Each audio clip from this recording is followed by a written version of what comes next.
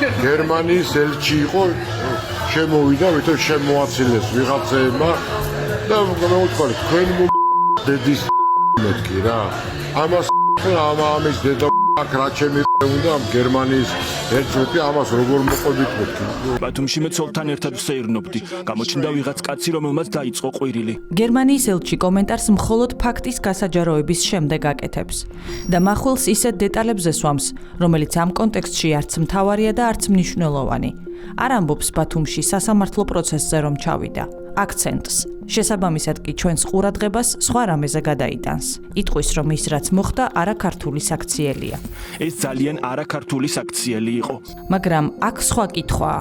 რატომ შეემთხვა ეს ინციდენტი გერმანიის ელჩს და არა იტალიის ან იაპონიის ელჩს? ქუჩაში ისინიც დადიან და ბათუმსაც სტუმრობენ. და მაშინ რითი გამოარჩიეს პიტერ ფიშერი? შემთხვევით პროტესტს ელჩის არადიპლომატიური საქციელი ხომ არ იწვევს. მიზეზები ვნახოთ.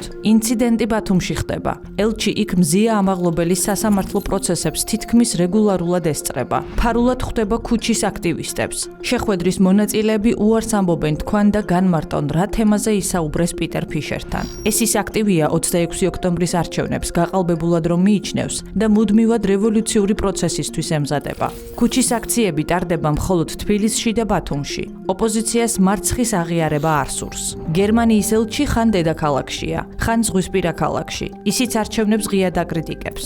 საქართველოს აქვს უპრეცედენტო უკუსვლა კანონის უზენაესობის და ფუნდამენტური უფლებების მიმართულებით. არჩევნები არ შეესაბამება სტანდარტს, რომელიც ევროკავშირის კანდიდატი ქვეყნისგან არის მოსალოდნელი. თუმცა უკმაყოფილების არც მიზეზი აქვს და არც საბაბი. ევროკავშირის სადამკვირვებლო მისია EUTODIR არჩევნებს დადებითად აფასებს. პროცესი ელექტრონულად ტარდება.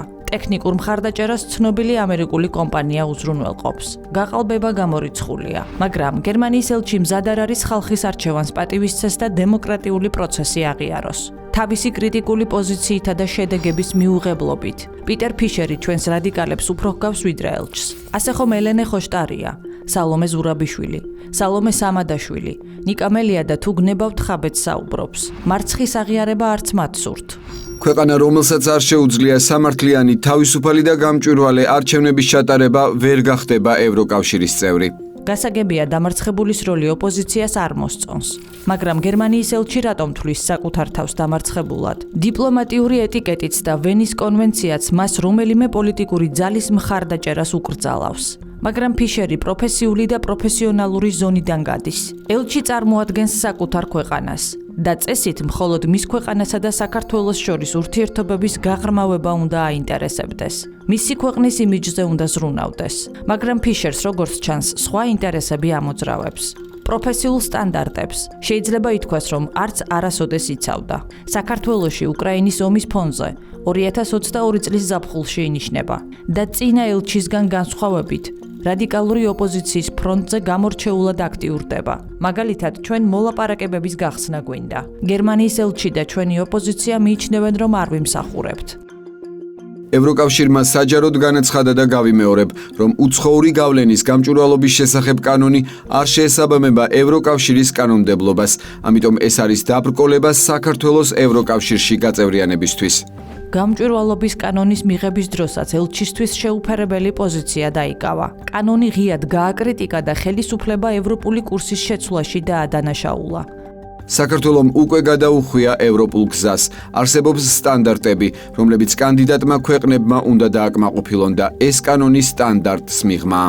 სანამ ეს კანონი იქნება ძალაში, ჩვენ არ გავხსნით მოლაპარაკებებს. გამოდის, რომ გერმანიის ელჩისთვის შავი ფულის პოლიტიკაში მოძრაობა მისაღებია.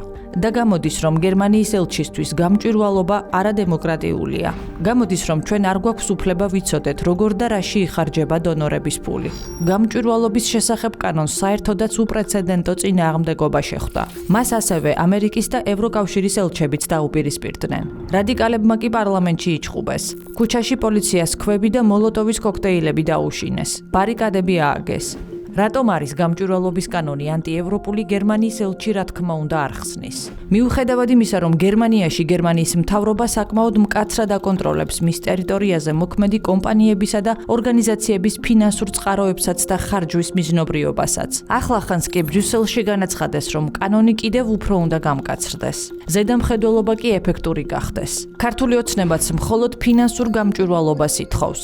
არასამთავრობო ორგანიზაციებმა უნდა აჩვენონ, რომელი დონორი რა თანხას იხდის, რა მიზნით და როგორ ხდება მისი განკარგვა. ეს საკითხი დღის წესრიგში შემთხვევით არ დადგება. 2023 წლის 25 სექტემბერს საქართველოში USAID-ის პროგრამის აღმოსავლეთ-დასავლეთის მართვის ინსტიტუტის მოწვევით ჩამოვიდნენ სერბეთის მოქალაქეები: სინისა სიკმანი, იელენა სტოისიჩი და სლობოდან ჯინოვიჩი. ოფიციალური საბუთების მიხედვით მათ კულტურის საკითხებზე უნდა იმსჯელონ. სტრატეგიული, არაძალადობრივი ბრძოლის საკითხებზე უნდა იდებატონ. თუმცა სინამდვილეში საუბარი კულტურას კი არა რევოლუციას შეეხო. ჩამოსული სტუმრები გამოცდილი ფერადი რევოლუციების მონაწილეები არიან. ახალგაზრდებს ისინი საკუთარ გამოცდილებას უზიარებენ. ასწავლიან ბარიკადების აგებას, პოლიციისთვის წინააღმდეგობის გაწევას, სახელმწიფო შენობების დაკავებას. არის ეს კულტურაზე საუბარი? რა თქმა უნდა არა. 2022 წლის სექტემბერი. ბაკურიანში ახალგაზრდული ბანაკი ეწყობა. ზურაბ გირჩი ჯაფარიძე ერთ-ერთი სპიკერია. ამბობს, რომ პოლიტიკურ მეცნიერებებზე უნდა ისაუბრონ. რეალურად კი ახალგაზრდებს მიზანში სროლას ასწავლიან. ეს მაგალითები ადასტურებს, რომ დასავლური ფონდები და ზოგიერთი ევროპელი ელჩი თავად არის დაინტერესებული გრანტისთვის გამოყოფილი თანხები დაიმალოს. ხელისუფლებამ რეაგირება რომ ვერ მოახდინოს და პრევენციული ზომები არ მიიღოს. სხვანაირად არეულობას უბრალოდ ვერ მოაწყობენ. ამ დეტალს რომ დავაკვირდეთ, გამოდის, რომ ზოგიერთი ელჩი კი არ დგას ოპოზიციის მხარეს. ოპოზიცია დგას ელჩის ან ელჩების ინტერესების სადარაჯოზე. ფულს დონორები იხდიან, ინსტრუქტაჟს ელჩები ატარებენ.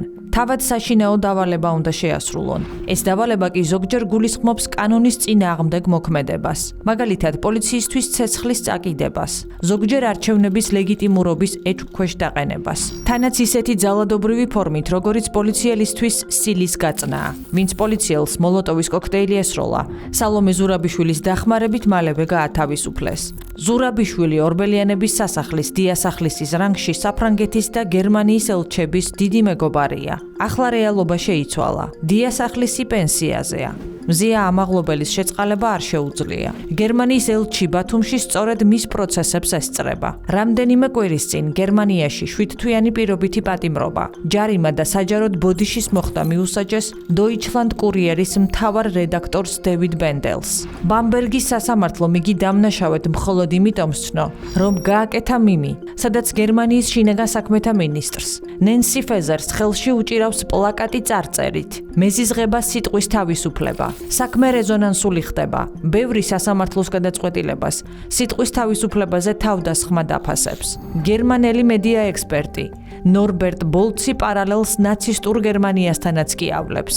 დღეს გერმანიაში სიტყვის თავისუფლება ისევეა შეზღუდული, როგორც ეს იყო გერმანიის იმპერიისა და ნაცისტების დროს.